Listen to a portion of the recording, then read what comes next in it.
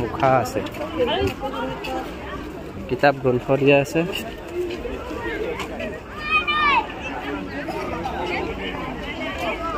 ইয়াত মানুহ বহুত বেছি ভিৰ এইখন আপোনালোকে এনেকৈ যাব লাগিব এইখন গেট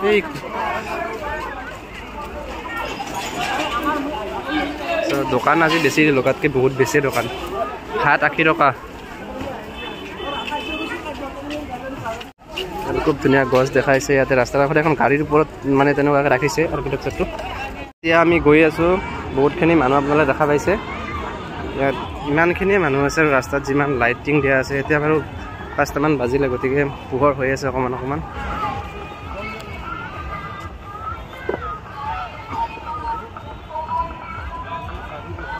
তেনেকৈ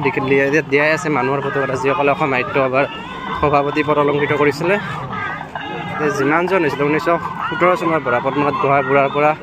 আদি কৰি এতিয়া 2025 চনত ডক্টৰ বসন্ত কুমাৰ গোস্বামীলৈকে আছে চাগে মই গৈ আছোঁ আপোনালোকক দেখাম আমি এতিয়া ফাইনেলি মূল গেটখন আহি পাইছোঁ দেখাবলৈ চেষ্টা কৰিম কেনেকুৱা বেলেগৰ মোবাইলত দেখি আছিলোঁ এইখনে হৈছে মূল গেটখন ইয়াৰে আজি আমাৰ এশিঙীয়া গড়ৰ এটা আকৃতি দিব চেষ্টা কৰিছে বহুতখিনি মানুহ আছে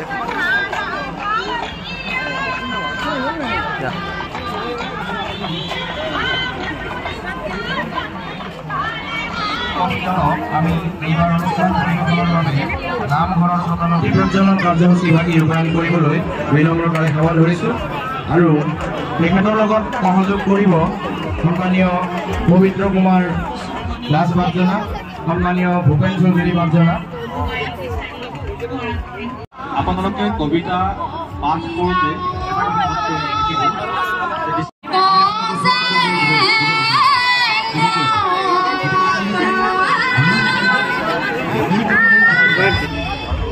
স্মৃতি দৰ্পণ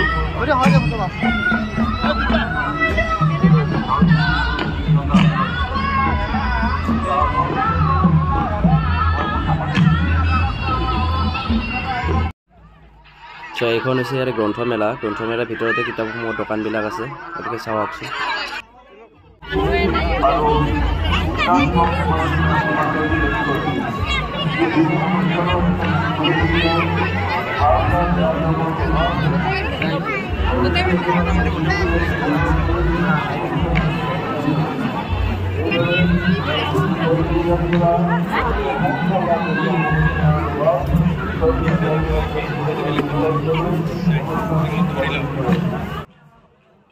ইয়াতে অজস্ৰ কিতাপৰ দোকান আহিছে লগতে বিভিন্ন ধৰণৰ কিতাপ আছে ইয়াতে আপোনালোকে যি বিচাৰে সেইখিনিয়ে পাব মই বিভিন্ন কিতাপ আপোনালোকক দেখাবলৈ চেষ্টা কৰিছোঁ মামণি ৰয়ছম গোস্বামীৰ এখন আধা লিখা দস্তাবেজ হয় খুব মানে পঢ়ে ক'লে বা এনেকুৱা বহুত কিতাপ আছে আপোনালোকক হয়তো এখনকৈ দেখালে বহুত সময় লাগিব চ' যিমানখিনি পাৰোঁ আৰু দেখাবলৈ চেষ্টা কৰিম চ' ইয়াৰে গ্ৰন্থমেলাৰ ভিতৰত যে ইমানখিনি মানুহ দেখা পাইছে এইটো এটা ভাল লগা বিষয় কাৰণ মানুহৰ কিতাপ পঢ়াৰ যিটো আগ্ৰহ সেইটো আগ্ৰহে হয়তো মানুহক বহুতখিনি এটা ভাল দিশলৈ আগবঢ়াই নিব মই ভাবোঁ তেনেকুৱাকৈ তো বহুত মানুহ আহিছে বহুত মানুহে কিতাপ লৈছে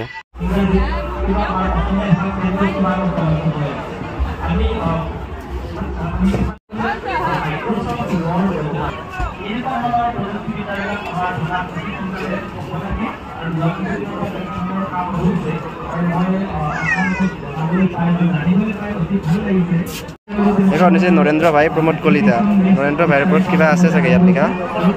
কি আছে মই কিতাপখন ভিতৰখন ইমান ডাঙৰ নহয় অভিমন্যুৰ জয় তো ইয়াত আপোনালোকে বহুতখিনি কিতাপ দেখা পাব ইয়াত গোটেইকেইটা এসপ্তাহ এটা কিতাপ দেখালে হয়তো বহুত সময় লাগিব ইয়াত কিতাপৰ মানে ইমানেই বেছি আছে যি লাগে তাকে পাব ইয়াতে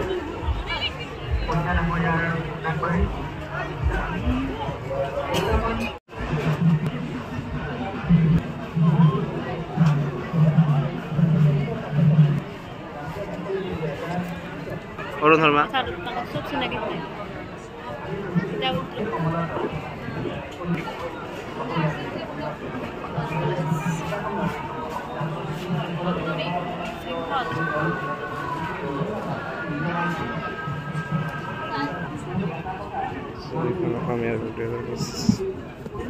দামটো কিমান আছে মোক চিৰাই আছে কিতাপখন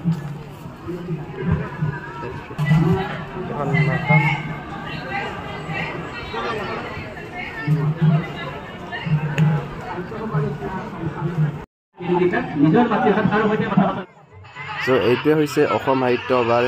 87 ফুট ডাঙৰ মানে দীঘল জাপিটো যিটো জাপি মানে কি হয় ইয়াৰ বিশেষত্ব এইটোৱে যে পৃথিৱীৰ ভিতৰত আটাইতকৈ ডাঙৰ জাপি এইটো আৰু এতিয়ালৈ এনেকুৱা জাপি এইটো ক'তো বনোৱা নাই যাৰ কাৰণে ইয়াত মানুহ বহুত বেছি হৈছে ফটো মাৰা ঠাই নাই বা মানুহেতো বহুতখিনি ফটো উঠাৰ চেষ্টা কৰিছে কিন্তু তাৰপিছতো মানে কি ঠাই নোহোৱাৰ কাৰণে ফটো উঠিব পৰা নাই দূৰৰ পৰা ভিডিঅ' বা ফটো কৰি লৈ গৈ আছে সকলোৱে এইখন হৈছে ভাৰতীয় বায়ুসেনাৰ বিমান সূৰ্য কিৰণ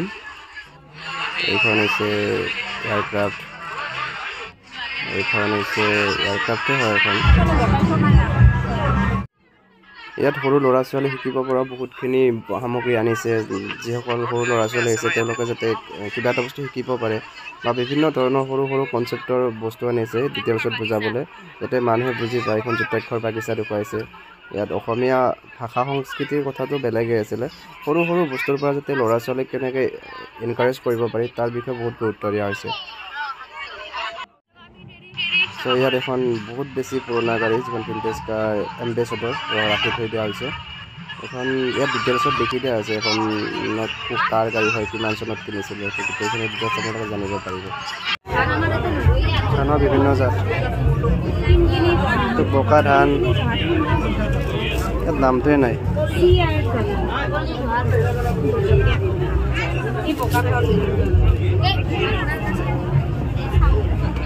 বকা বেহা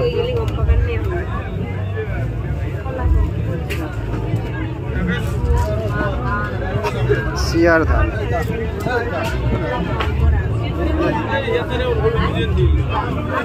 কিন্তু আমাৰ ইয়াত দেখাই নাই মই তেনেকুৱা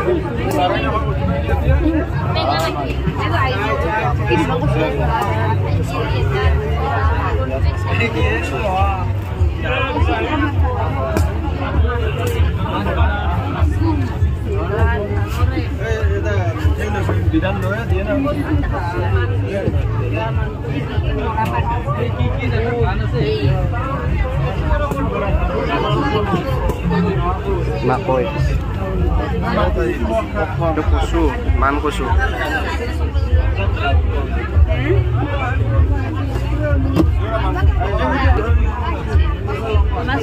এইটো হালধি হয় এইটো মাছৰুম এইটো মাছৰুমৰ খেতিও কৰি থৈ আছে এটা হালধি এইটো আলু এইটো চিপচনা এইটো আলু এইটো ৱেষ্টাৰ্ণ মাছৰুম না এইটো কুটিয়া নহৰু এইটো হৈছে আলু এইটো মাছৰুম ইয়াৰ কাষত দি আছে এইটো কি বস্তু এইটো বিলাহী এইটো বেঙেনা এইটো বেঙেনা কেইটামান আছে ইয়াতে কাপাই নিচেই হয় ইয়াৰ পৰা কেইটামান বস্তু খালী হৈ আছে এইটো নেমু বাৰু দেখাত যিটো ডাঙৰ এইটো বাকাল বেছি আছে এইটো বস্তু ইমান ৰস নাই পাতল লাগে এইটো ৰাচনা হয় এইটো কাজি নেমু এইটো ফুলকবি এইটো অমিতা চাইজ কেইটা ডাঙৰ আৰু এইটো ওলকবিটো 1.5 কেজিমান আছে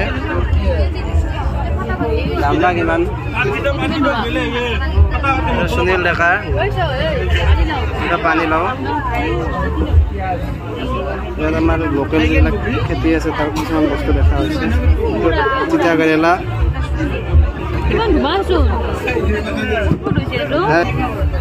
এইটো পানীলাও এইটো বুঢ়া হৈছে চাগে পানীলাওটো এইটো অমিতা বলা এইটো ওলকবি ওলকবিৰ চাইজটো ইমানেই বেছি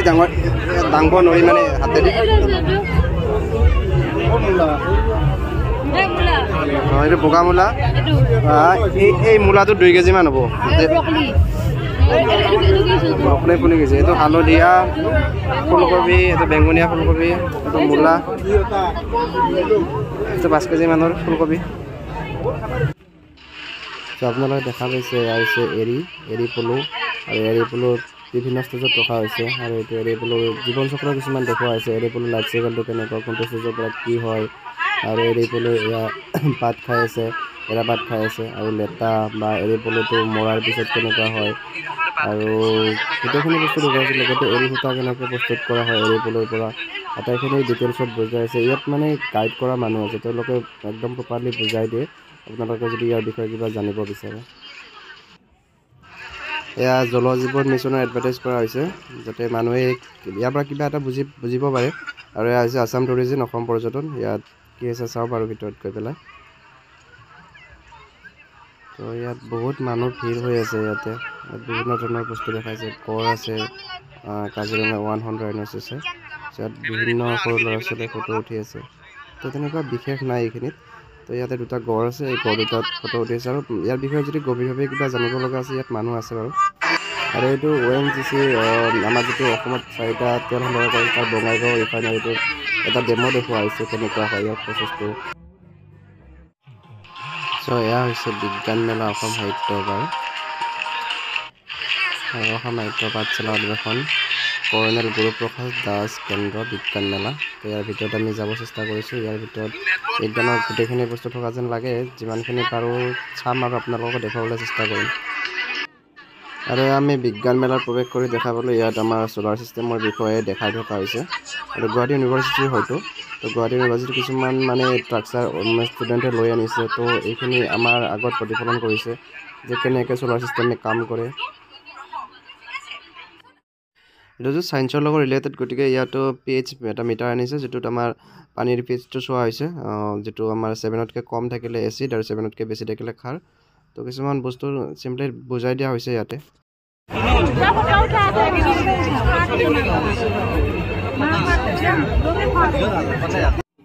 আৰু ইয়াতে আমাৰ মহাকাশ গৱেষণা কেন্দ্ৰ ইছৰোৰ কিছুমান লঞ্চ ভেহিকেল দেখুওৱা হৈছে যিকেইটা হয়তো চন্দ্ৰযানৰো হয় আৰু ইয়াত বিভিন্ন ধৰণৰ দিয়া আছে চন্দ্ৰযানটোৰ যিটো অৰ্বিটাৰ যিটো 2019ত গৈছিলে আৰু এইখন হৈছে চন্দ্ৰযান 3 বিক্ৰম লেণ্ডাৰ যিখন ৰিচেণ্টলি 2023ত গৈছিল আমি সকলোৱে জানো এইটো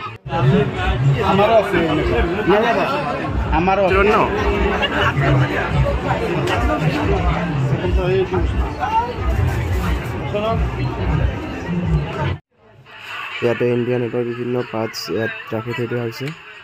বিভিন্ন ধৰণৰ মানুহে কেনেকুৱা ধৰণৰ কেপ পিন্ধে তাৰ লগতে ইয়াত বিভিন্ন চিলিণ্ডাৰ আছে আৰু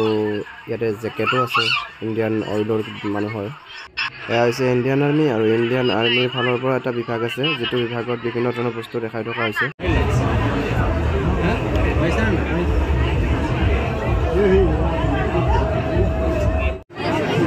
লেখা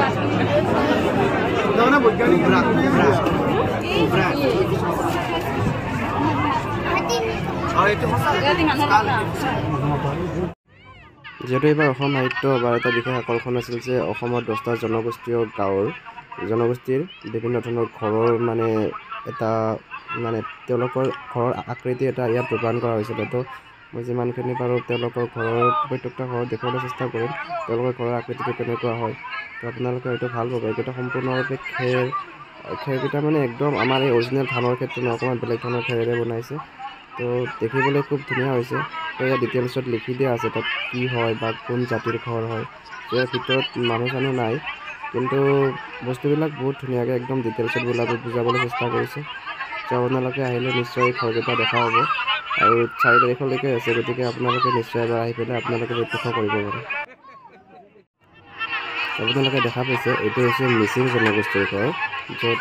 ইয়াত দেখুওৱা হৈছে যে মিচিং জনগোষ্ঠীৰ ঘৰটো কেনেকুৱা আকৃতি আৰু ইয়াত 5জনতকৈ ওপৰত উঠিব দিয়া নাই আৰু মহৰ গাড়ী এখন ইয়াতে থৈ দিয়া হৈছে যিখন খুব ধুনীয়া হৈছে এইটো কোচ ৰাজবংশী মানুহৰ ঘৰ জনগোষ্ঠীৰ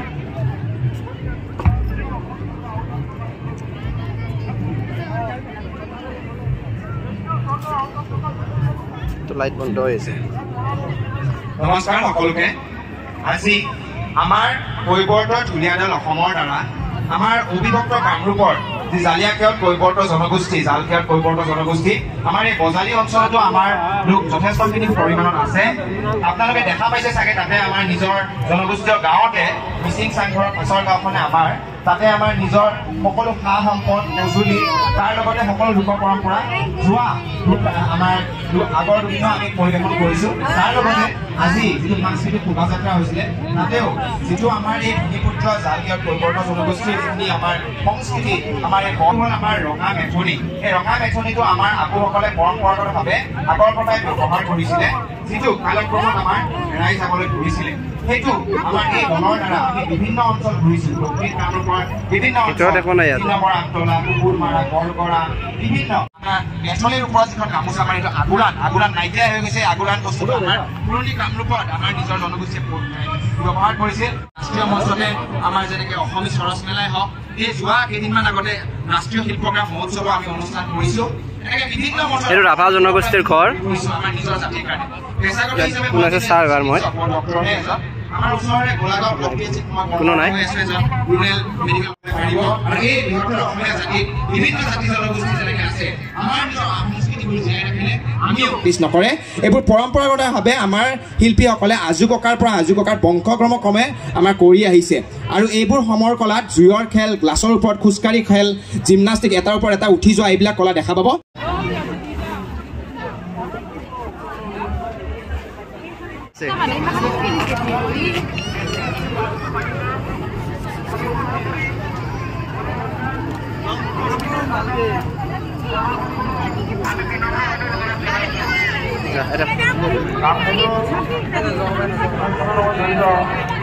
এটা